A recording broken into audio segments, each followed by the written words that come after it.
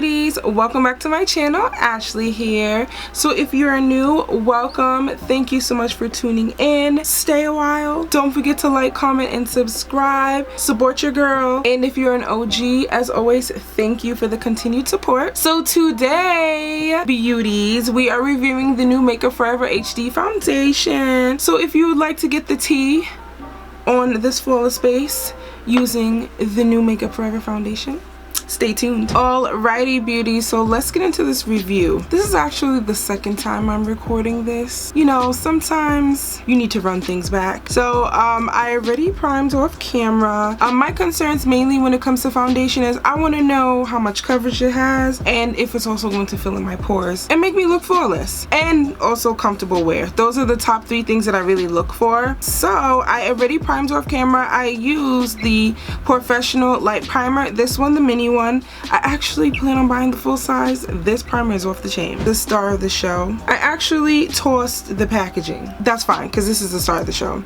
So this is the new Makeup Forever HD foundation. I like the bottle. It looks chic. And it also comes with a pump. So, you know, we love that. I hate having to like dump foundation on the back of my hand if the product doesn't come with a pump. And then it's even more of a scam when they make you pay for it separate. Come on now. This Makeup Forever HD Skin Undetectable Long Way Foundation. So I'm gonna read some facts.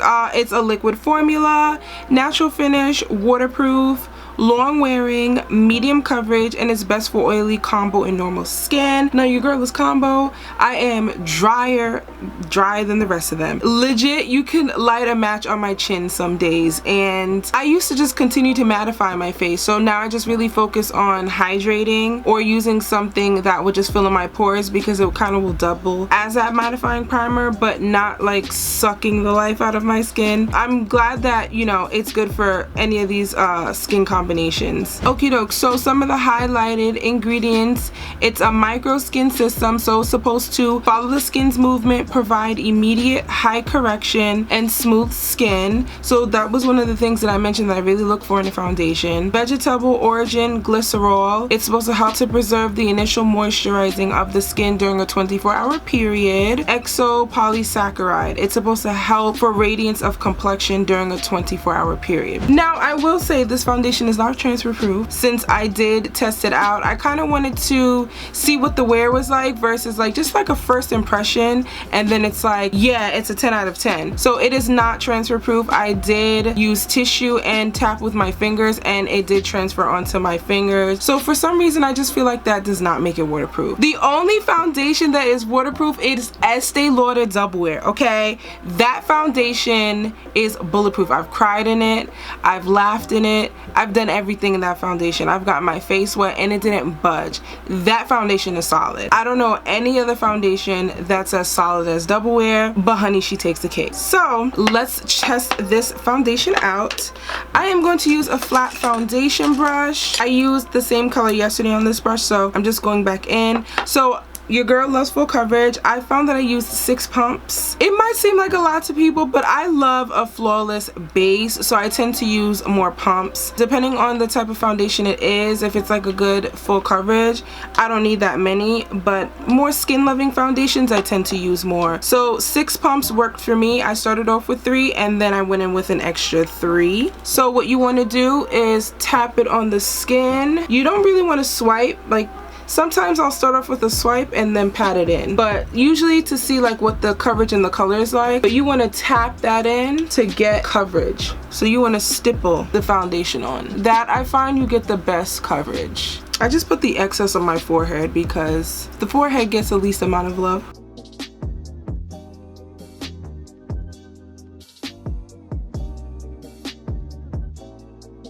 So this is what 3 pumps looks like. Let's look at mirror. I don't know, I just feel like I need more coverage, so maybe I'll go in with like 2 more instead of 6 and see. I just love full coverage.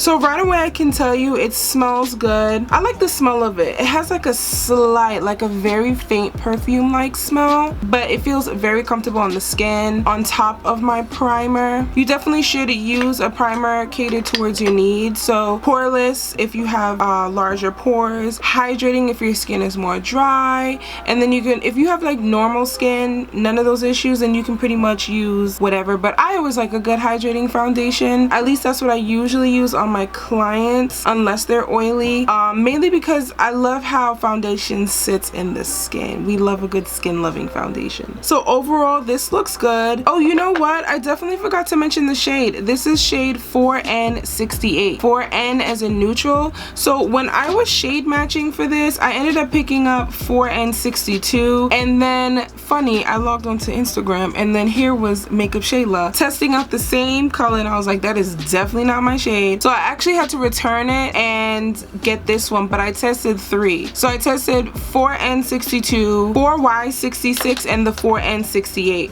So the shade matching on Sephora didn't cut it. My Fenty shade and there was one other foundation that I tried, Pat McGrath Labs. It matched to the 4N62. And I was like, no, this is too light. So then when I matched to my Charlotte Tilbury 14N, 14 neutral, it gave me 4N68. So I guess when I need to shade match on Sephora, I gotta go by Charlotte, because every time I shade match, it is a horror story.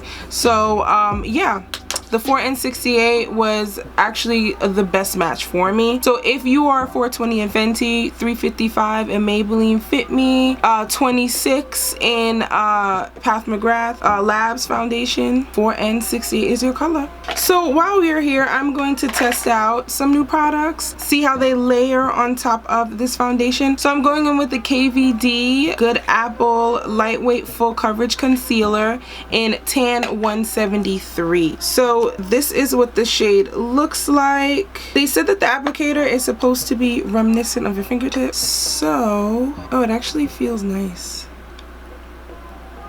So while that is drying down, I'm going to go with my Soul Body Bronzing Balm in Deep. This is what she looks like.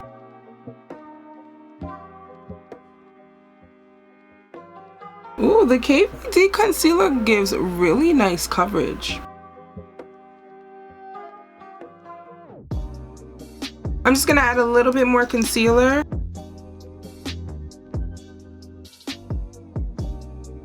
And now I like to go in with the butt of my beauty blender and just blend this all out. I feel like it really pushes the product into the skin. I also do this with my clients.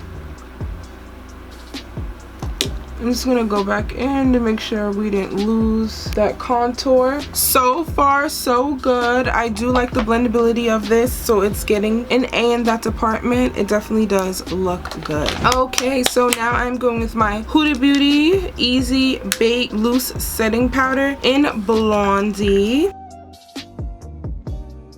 I'm going to go with a smaller brush. This is from Real Techniques. There is no number on this, but it's from the ones that have like the pink packaging. And I'm just going to catch some of that powder and get right into the corner. This is where I tend to crease. It's so hard finding a creaseless concealer.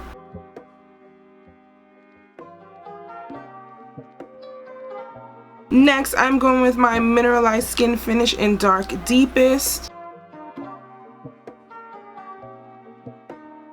Next, I'm going on with the Makeup Forever Matte Skin Velvet Blurring Powder Foundation. So I have Y505 and Y535. Y505 is my color now, but I might add just a hint of the 535 just to make, oh no, I'm good. Sometimes I feel like my color's gone, so I tend to add like a deeper powder, just like a hair, and then bronze, but we're good to go. When I do wear blonde hair, I do have to go a little bit deeper because I start to look pale, okay?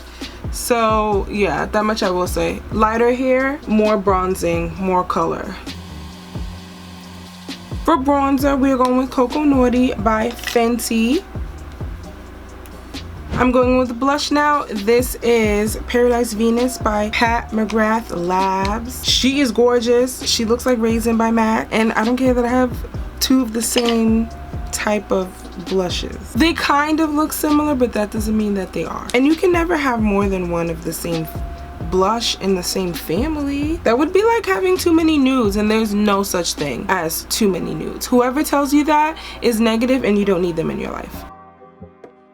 Alrighty, so I am just going to smoke out the rest of my lash line, throw on a lip combo, and I'll be back. And we are back. So this is the finished look. It's been a little bit of time. It is now 7:31. I think I've had this on for over an hour. So I will be back with my final thoughts in another hour. As I said, you know, in a previous review, 2 to 3 hours is where I can gauge what my foundation is going to look like for the rest of the night. So yes, your girl will be back in another hour. Alrighty, beauties, we are back. The time is now 9:39. So it's been on for a few hours. So generally, this is exactly how my face will look for the rest of the night. I do see some oil peeking through in my T-zone around this area. I think a little bit. No, my cheeks are good. A bump on my chin, but mainly my T-zone area and my brows. My brows are always oily. That's just how they do me. But yes, overall, it still looks flawless. I can tap a little bit of powder, which I'm going to do now, so you can kind of see it just like rejudge itself. So this is the Makeup Forever Matte Skin Velvet Blurring Powder in Y505, and I'm just going in with the same brush that I used earlier to tap that excess oil away. So look at how flawless that is. Again, I barely tapped like any product on. It looks stunning. Okay, so as far as my rating scale goes, this foundation is bomb. Honestly, it gets a 5 on my rating scale. She is comfortable, she is flawless, she is still sitting, nothing is settling in my fine lines. Obviously, you know, as the time goes on, my pores kind of peek through, but I like my natural oils to shine through my foundation. But yes, it is still flawless.